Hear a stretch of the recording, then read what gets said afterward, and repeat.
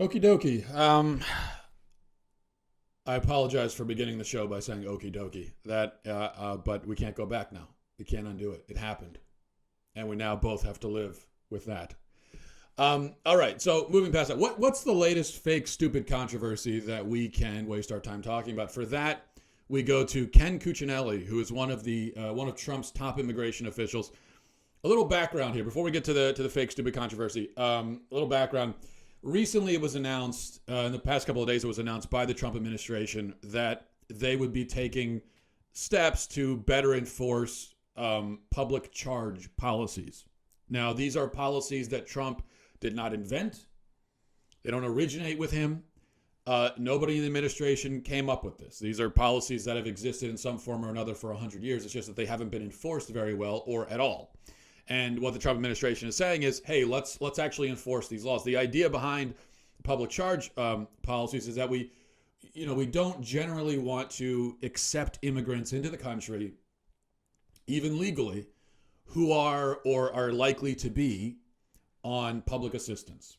In other words, we don't want to bring people here just so that they can live off of the taxpayers who are already living here. Why don't we want that? Well, because we can't afford it, for one thing. Our nation is already famously in a lot of debt, and we can't keep adding to it. At a certain point, you have to cut it off, and it's not fair to the taxpayers. The taxpayers have their own families to take care of first and foremost, and so to keep adding more and more people from all across the world, say, yeah, take care of them too, and them, and them, and them. As I said, we got to cut it off somewhere, and there's no real benefit to the nation or to society, to our society. Immigration should not be a one-way street. The idea has always been, you benefit because you get to come here, and we benefit because you come here. It should be a two-way beneficial arrangement, and it's not if you're just coming here to live off of us. And we want people motivated by a desire to come and contribute, not to come and exploit the system. So it makes a lot of sense, to encourage immigrants who will be able to care for themselves and to discourage immigrants who are not able to care for themselves or are not interested in caring for themselves. America is not a giant daycare center. It's not a big boarding school. It's a country, and countries only function when people are caring for themselves and standing on their own 2 feet. Now, we do have things like soup kitchens in America, which is great, but America itself is not a soup kitchen, and it can't be one. And that goes for every other country on earth. The only difference is for every other country every other non-Western, non-predominantly white country, it's understood that they have the same attitude about immigrants. In many cases, they have much harsher attitudes towards immigrants. And nobody criticizes that. Everyone understands, hey, it's your country, do what you want. It's only with our country that, well, we're not allowed to see it as our country. It's not ours. So we just have to throw the doors open to anybody who wants to come. Well, Cuccinelli was on NPR talking about this perfectly logical, unassailably sensible policy when he was asked how this policy squares with the poem on the Statue of Liberty. Of course, this is irrelevant anyway. We don't make laws based on poetry. The Fish and Wildlife Service doesn't make its laws based on what it says in, I don't know, the Raven by Edgar Allan Poe. That's not. Individuals may be inspired by poetry, but that's not how we make laws. The poem on the statue is not a law, but he was asked about it anyway, and so we'll play. This is from NPR. This is how that little conversation went. Watch this. Would you also agree that Emma Lazarus's words etched on the Statue of Liberty, "Give me your tired, your poor," are also part of the American ethos? They certainly are. Give me your tired and your poor who can stand on their own 2 feet and who will not become a public charge. That plaque was put on the Statue of Liberty at almost the same time as the first public charge law was passed. Very interesting timing. Although you mentioned the American dream is built on this idea that this is a place where you can come and build a life. Okay, so what's his point? Well, it's pretty obvious. He's simply saying that this policy of looking for immigrants who can contribute rather than ones who will drain our resources and give nothing in return, is in fact perfectly consistent with the poem. Not that, once again, not that it really matters, but it is consistent with what the poem says. That's his argument anyway. That's what he's trying to say. Well, then what happened? After Cuccinelli was asked about the poem, remember, he didn't bring it up. He didn't come in and say, hey, listen, I've been thinking about this poetry and this poem. And no, he was asked about it. He answered the question. Well, then the media headlines start pouring in. Let me read a couple headlines. These are headlines referring to that little tidbit you just listened to. From CNN. Cuccinelli rewrites Statue of Liberty poem to make case for limiting immigration. Politico. Trump immigration official offers rewrite for Statue of Liberty poem. Washington Post. Historians bash Ken Cuccinelli's revised Statue of Liberty poem. Time Magazine. Trump immigration head rewrites iconic Statue of Liberty poem to justify new immigration restrictions. And so on. This is, I feel like a broken record, but this is just utterly, utterly dishonest and fraudulent. The media is lying as usual. This is fake news. Here it is. It's total fake news. He didn't rewrite anything. And he isn't the one who brought it up. He was asked a question and he answered it. This is one of the pettiest little tricks that the media pulls. And you got to watch out for this because they do this all the time. This is one of their favorite things to do. And a lot of times people miss it. What they do is they ask somebody a weird and irrelevant question. That person answers the question. And then they report the answer to the question as if that person had brought it up on his own unprompted. So based on those headlines are wrong, number one, because he didn't rewrite anything. There's no rewrite. Based on the headline, you would think, if you didn't know any better, that he literally rewrote it and they're gonna attach that to the Statue of Liberty instead. He didn't rewrite anything, so that's not true. But you would also think, based on the headline and the way these stories are framed, that he had this idea on his own, and then he went to the media and said, hey, I've been thinking about the Statue of Liberty poem. Here's my thought.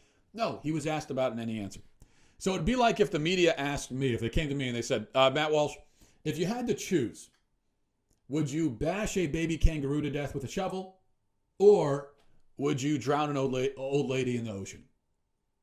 And then I said, I guess I would, if I had to choose, I guess I'd bash the kangaroo. And then the headline is, Matt Walsh goes on unhinged rant, fantasizes about bashing baby kangaroos to death with a shovel.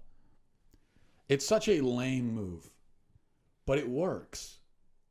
It works on people who are too dumb or too lazy to read past a headline, or sometimes even to read in between the lines, which is what you need to do.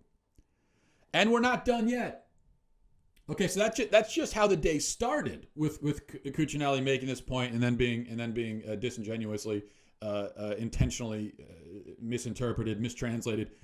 Cuccinelli then goes on CNN to talk about this little dust up and to clarify, what he actually meant.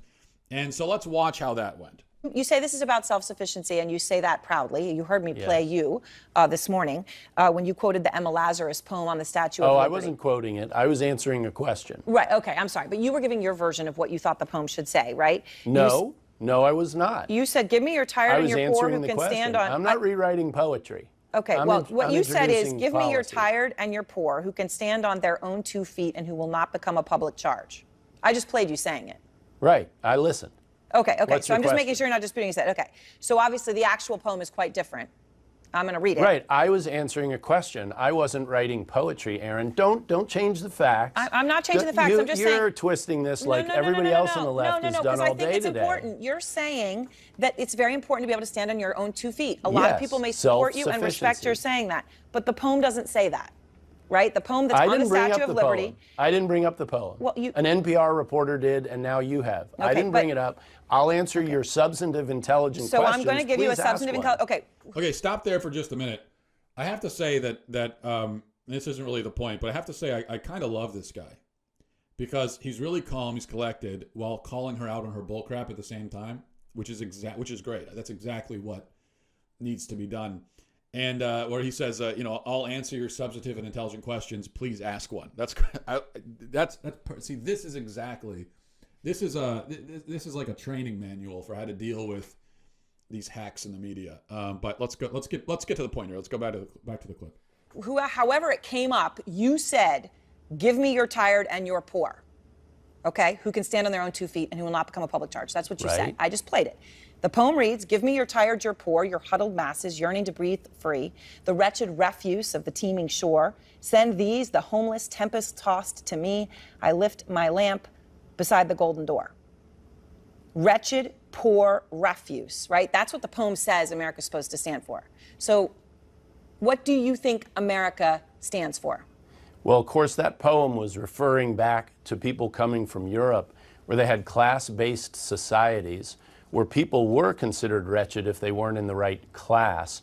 And it was written 1 year after the first federal public charge rule was written, that says, and I'll quote it, any person unable to take care of himself without becoming a public charge, unquote, would be inadmissible, or in the terms that my agency deals with, they can't do what's called adjusting status, getting a green card, becoming legal permanent residents. Same exact time, Aaron, same exact time. In the year it went on the Statue of Liberty, 1903, another federal law was passed expanding the elements of public charge by Congress. Okay, we can cut it there, because then Erin Burnett goes into some irrelevant story about her grandfather coming to this country or whatever. Can I just say, as a side note, I'm so tired of people doing this with the immigration thing.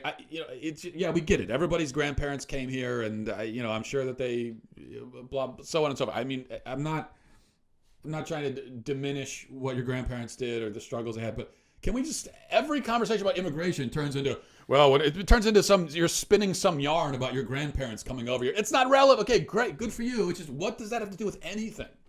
It has nothing to do with anything. But that's how she wastes the remaining minutes of this interview talking about her grandparents. Who cares? No offense. Who cares? But you notice what Cuccinelli said there. In an effort to explain why the Statue of Liberty has that language about wretched refuse, which is pretty harsh language, actually, and it makes you wonder why liberals love this poem so much. They're referring to immigrants as wretched refuse. That's calling them trash, basically. That's what it is. Refuse is trash. Wretched garbage is what this poem refers to immigrants as. Can you only imagine if Trump were to even quote the poem, if Trump were to quote that poem, the headline would be, President Trump calls immigrants wretched garbage.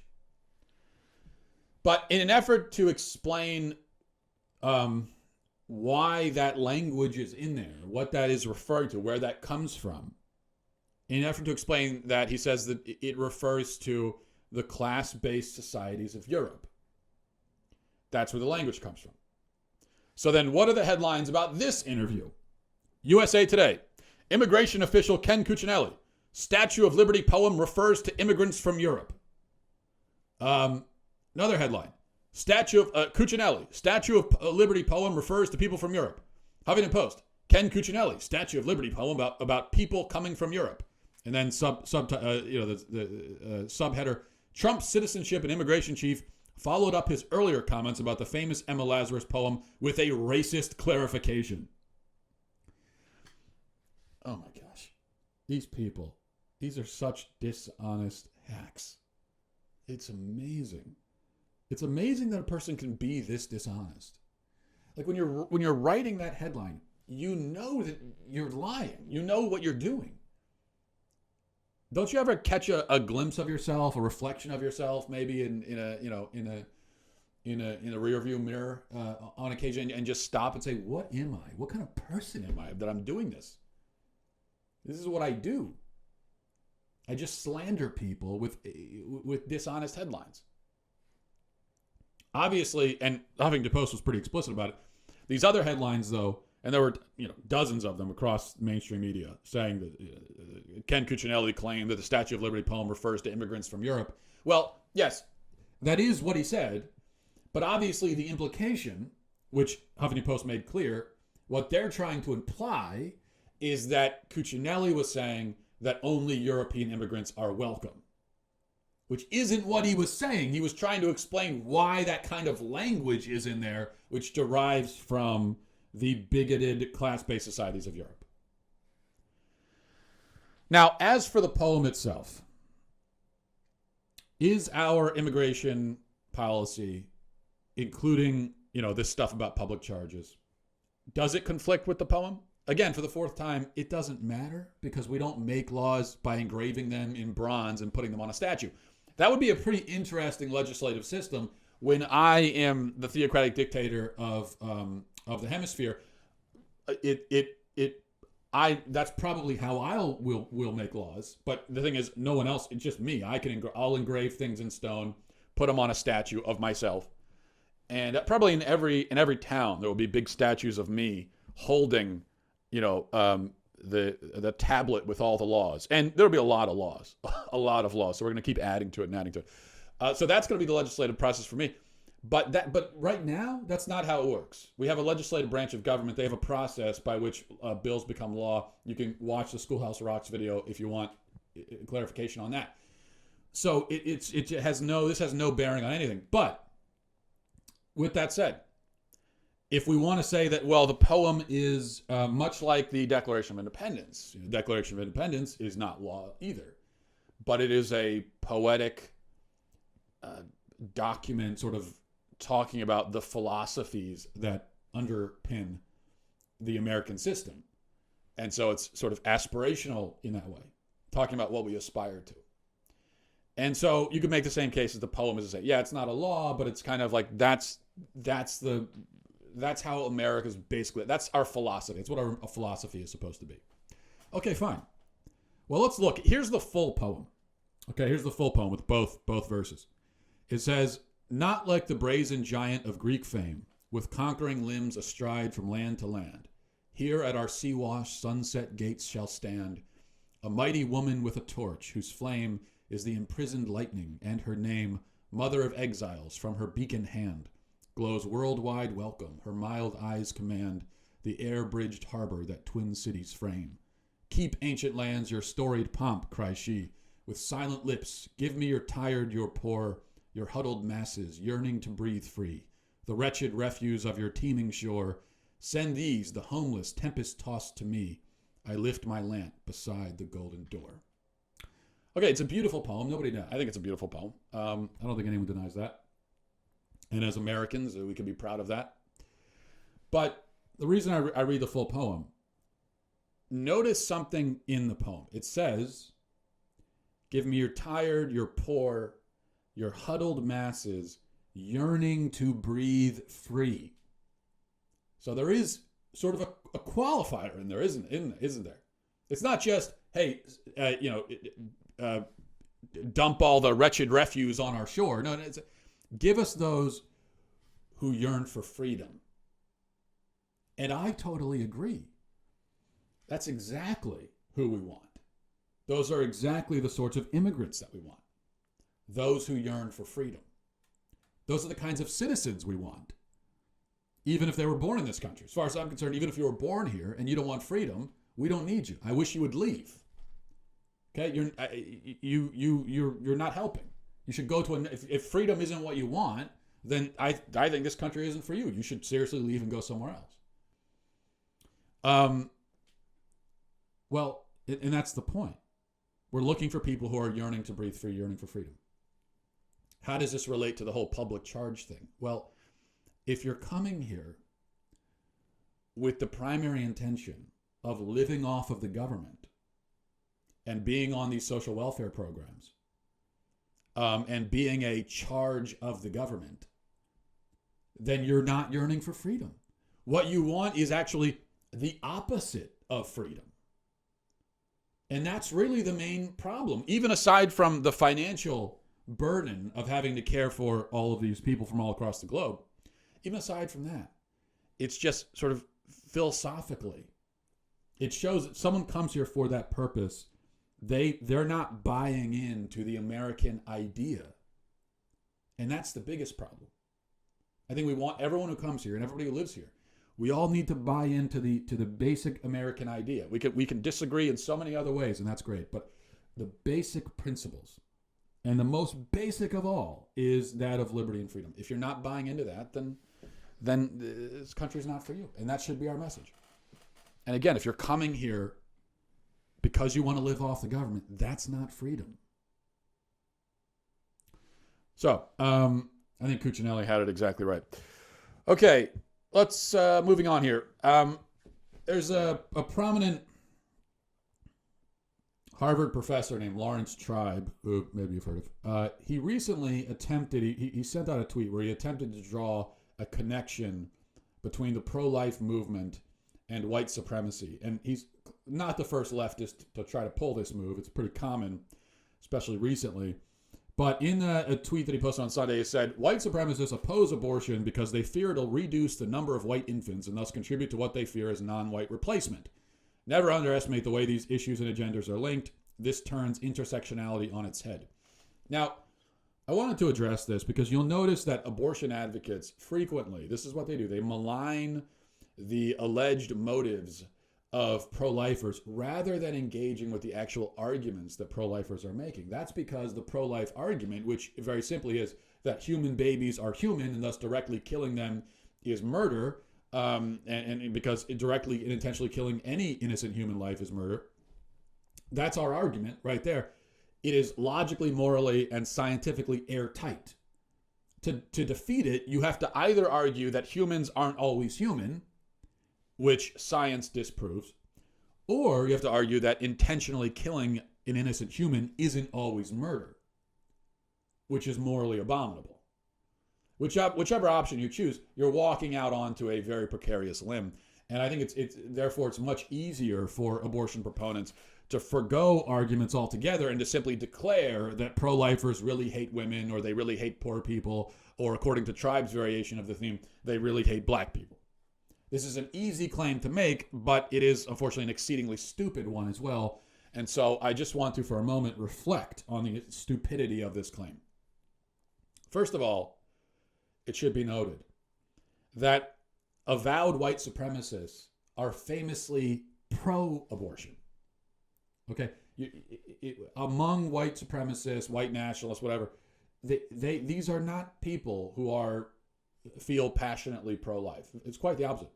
And as someone who myself has been labeled a cuckservative by many an alt-right person for my pro-life advocacy, I can personally attest to this. I have encountered this argument from that crowd many times. I mean, at most among white supremacists, what you're going to hear is, well, abortion's irrelevant, we should be talking about it. That's the most pro-life they'll get. But very often, in fact, they will be explicitly pro-abortion.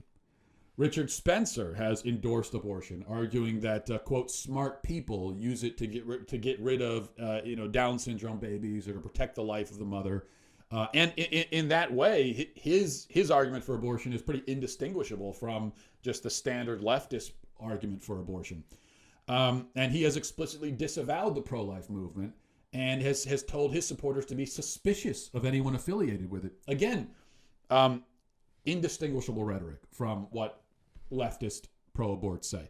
It's not difficult to see why white supremacists would support rather than oppose the practice of murdering children in the womb. Black babies comprise a grossly disproportionate number of abortion victims in this country. Black people make up only about 13% of the overall population, yet they account for close to 40% of all abortions. In some major U.S. cities, okay, black children are more likely to be aborted than born. That's the way this is working out.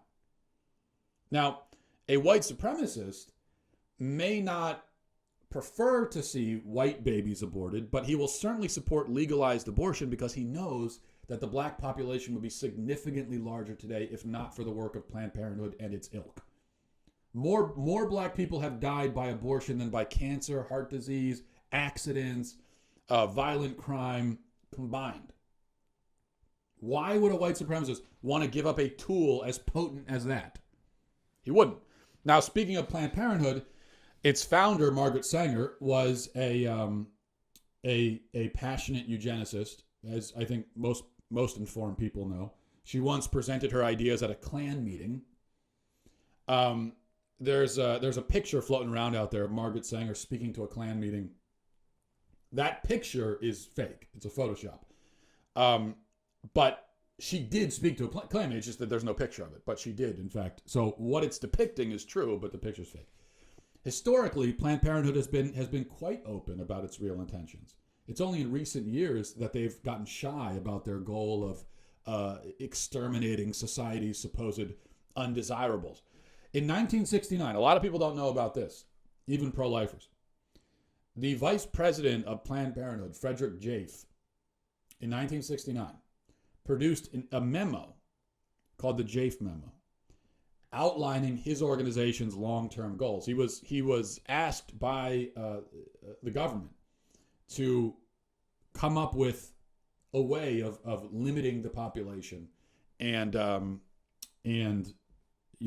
staving off the supposed overpopulation crisis, which is a myth.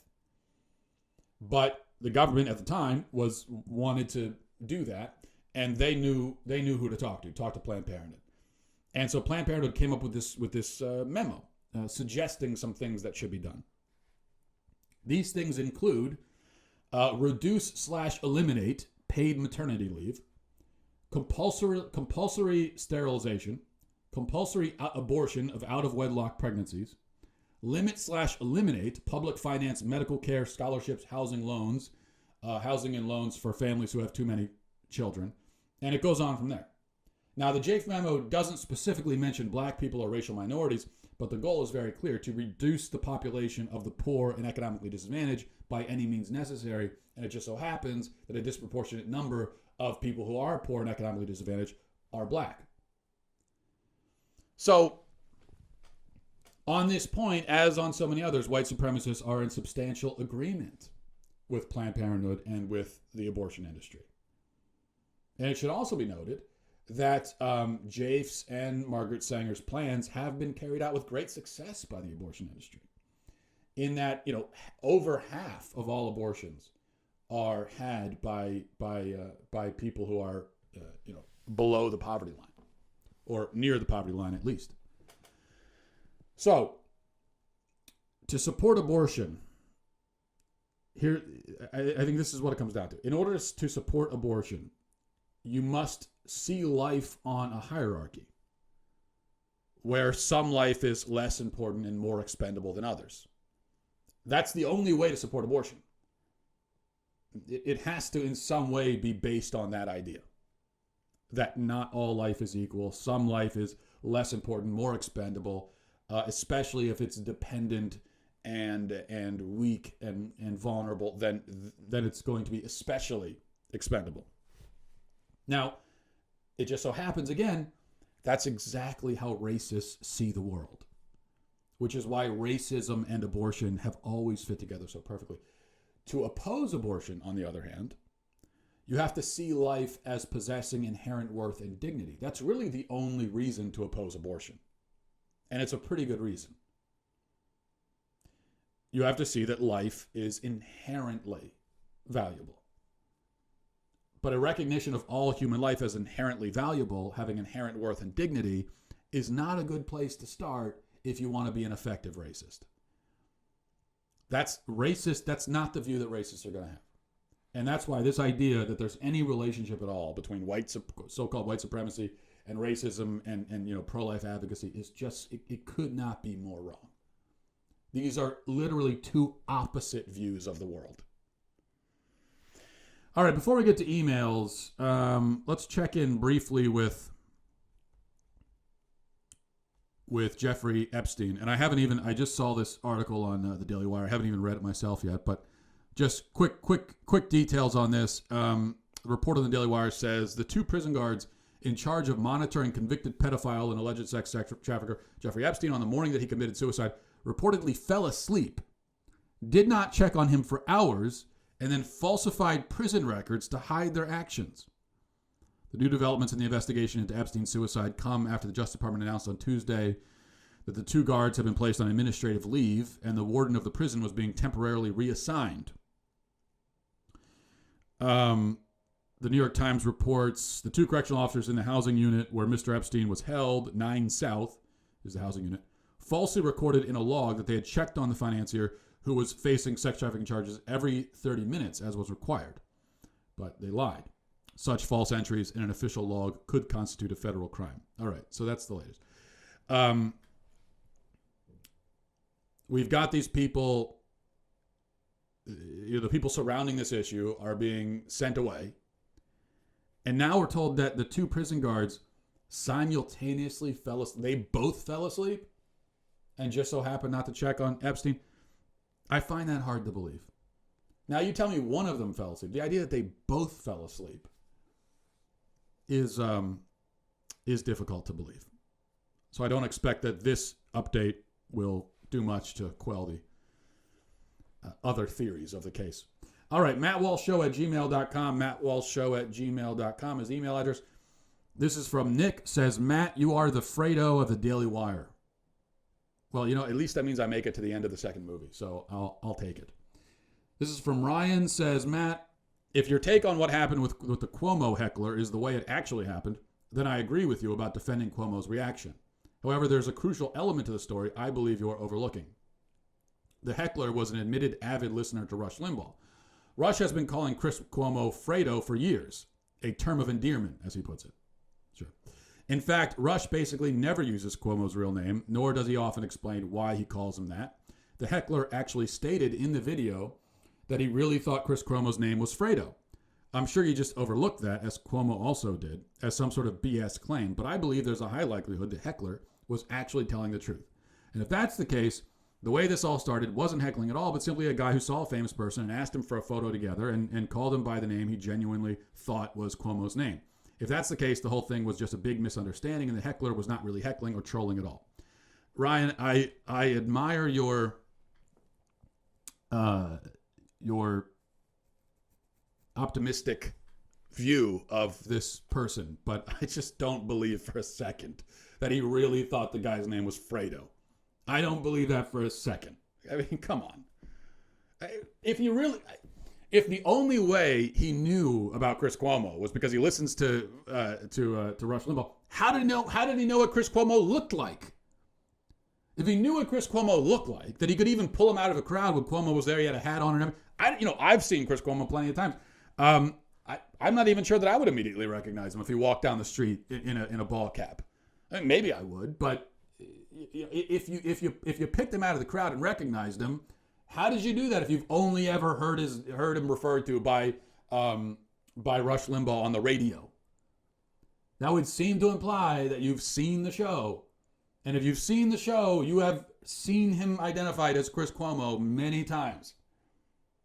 Isn't that even the name of his show, Chris Cuomo Live or something like that? Maybe it isn't. I don't know. I don't watch it that often, but that's the thing. I'm not sitting around watching Chris Cuomo, but I know what his name is. I know that it's not Fredo. I mean, that would be like if there was some celebrity out there who's who people think resembles Frodo from Lord of the Rings, and people called him Frodo, and then you went up to him and said, "Hey, Frodo! Oh no, I thought that was really your name. I'm sorry. I thought your name I thought your parents actually named you after the fictional dwarf from Lord of the Rings." I mean, come on, no. I don't believe that for a second. That's absurd. There's no way. Again, he would not. If he recognized him, it means he's seen him, and if he's seen him, he's probably seen the show, and so he's heard Chris Cuomo. Not to mention, he actually said, or one of the guys in the video said something like, "You're much more reasonable in person than you are on TV." Which what does that tell us? Number one, this is someone who's seen Chris Cuomo on TV. Number two, this is someone familiar enough with Chris Cuomo to have this notion that he's not reasonable. Number three, this is someone who doesn't like Chris Cuomo. If you think he's unreasonable, you don't even like him. So the idea that he was just a fan is, hey, let me get a picture with you. I'm just a fan. I mean it in a friendly way. He insulted him. That's an insult. Oh, you're much more reasonable in person. That is, of course, an insult, which would imply that you're not a big fan of this person. But it's an insult based on, apparently, your impression that you've gained from watching him, which means you know his name. So, no, I don't believe that for a second. He's lying about that, which just makes me want to take this guy's side even less. This is not about taking Chris Cuomo's side. This is about not taking the side of a trolling heckler who's coming up to a guy when he's out in public with his family and bothering him. Just leave people alone. Just leave him alone. You don't need to go up to the guy. He's out with his family. Leave him alone. But you go up to him with his family and you call him Fredo, and then you don't even have the guts to stand by it and say, yeah, I called him Fredo. This guy's such a coward. You don't even have the guts to stand by what you said. Now you're back. It was, oh, no, I really thought that's what he meant. And then he attacked me. Oh, boo-hoo. Come on. Man up, for goodness sakes. You know what you did. At least admit it. No, that's the thing. People accuse me, oh, you're taking Chris Cuomo's side. No, I'm just not going to take... I don't take a heckling troll's side. I never, ever will. I don't care what their politics are. You go up, you harass a guy, and he's with his wife, and you try to emasculate him. But hey, Fredo, come here and take a picture. That's obviously an attempt to emasculate the guy. And if you do that when a guy's with his wife, when he's with his woman, you're going to get an aggressive response. Any guy would respond that way. Any self-respecting guy would respond with some level of aggressiveness. Not necessarily physically assaulting him, but like if a guy comes up to you with your wife and tries to emasculate you, you're just going to take it? You're just going to sit there and say, oh, gee, yeah, I'll take a picture, sir. You can call me whatever you want to call me. No. Okay. From Audrey says, hey, Matt, my name is Audrey, long-ish time listener. I'm in need of some advice. My brother's getting married soon, and me, my 5-month-old and 2-year-old, went to visit him recently. While we were there, I asked about what they planned for family-wise, and his fiancée replied, having kids is the worst thing you can do for the environment. I sat there absolutely dumbfounded while nursing my youngest. I honestly didn't know how to respond to her. Any words of advice, seeing how this is a topic that will likely come up again?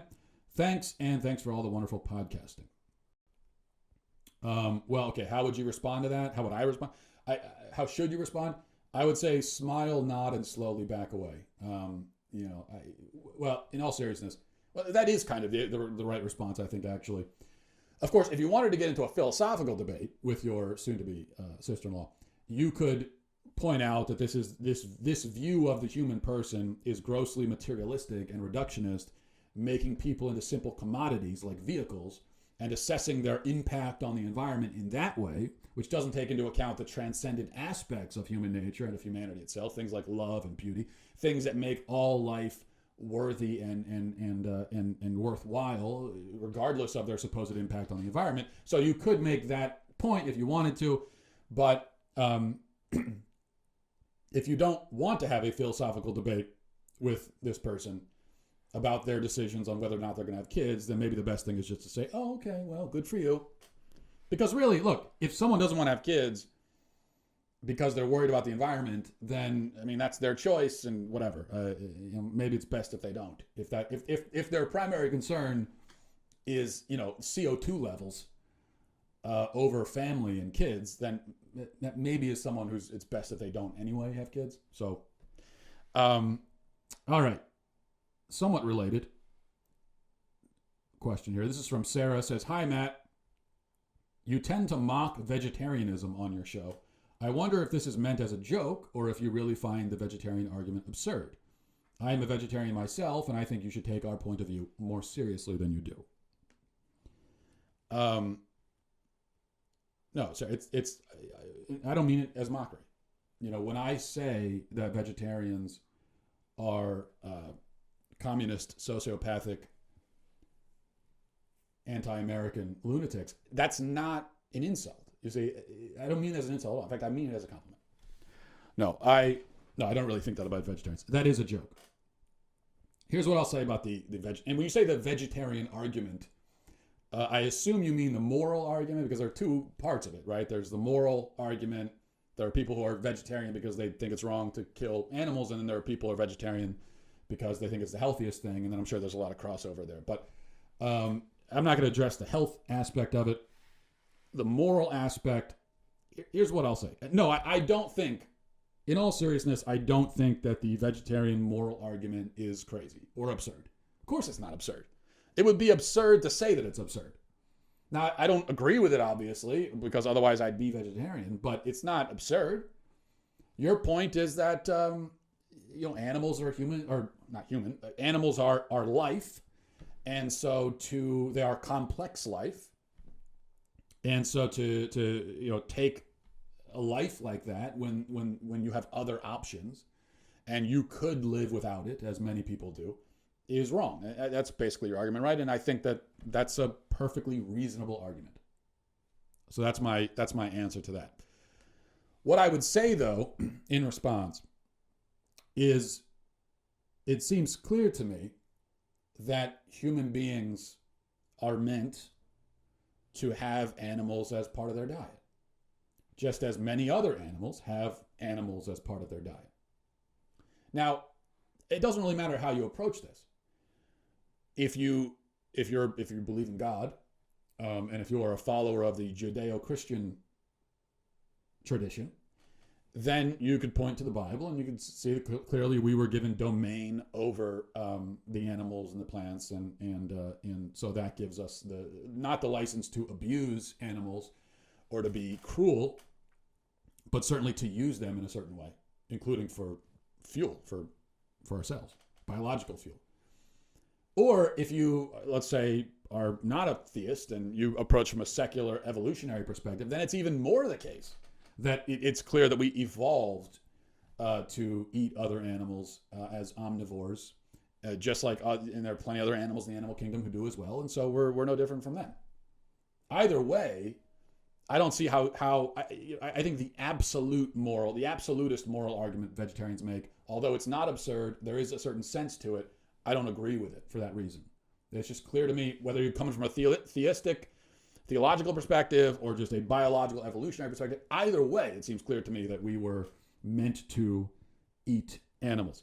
Now, on the other hand, if you want to get into talking about factory farming and how we just produce animals now by the billions simply to eat them, and we have them locked in these tiny little cages and they live lives of suffering and misery and just utterly pointless, and they're only there to be eaten, and you look at how animals are treated in the factory farming environment.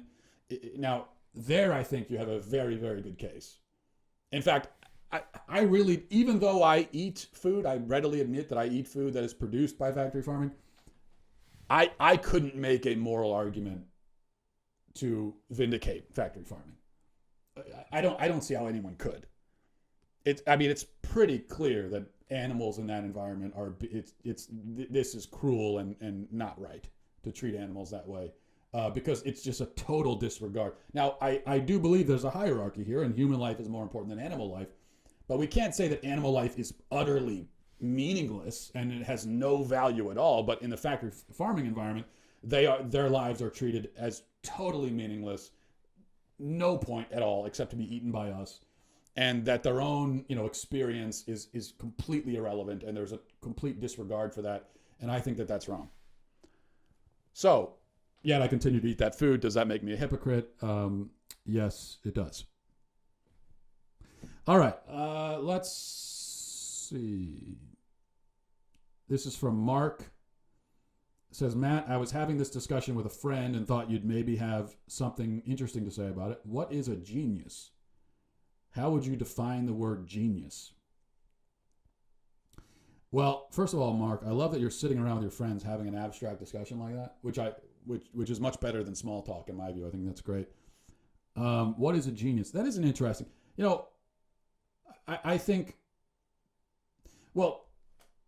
I think a genius is not simply someone who has a high IQ. I think that IQ tests do tell us something. It's probably unlikely that a person would get, say, a 50 on an IQ test and yet be a genius. So I think IQ tests do measure something, but I don't think they get the whole story. And of course, being a genius also has really almost nothing to do with how much stuff what information you have in your head. That has nothing to do with genius whatsoever. There can be, probably are, and certainly have been geniuses across the world who knew very little just because they had little access to information. So knowing something, just what that reflects is how much information you have access to. We live in a culture today where we all know a lot of stuff. Our knowledge doesn't go very deep, but we have access to a ton of information. So we're ingesting information all the time. Yet most of us are certainly not geniuses. And in fact, I think there are quite a lot of very stupid people in the modern Western world.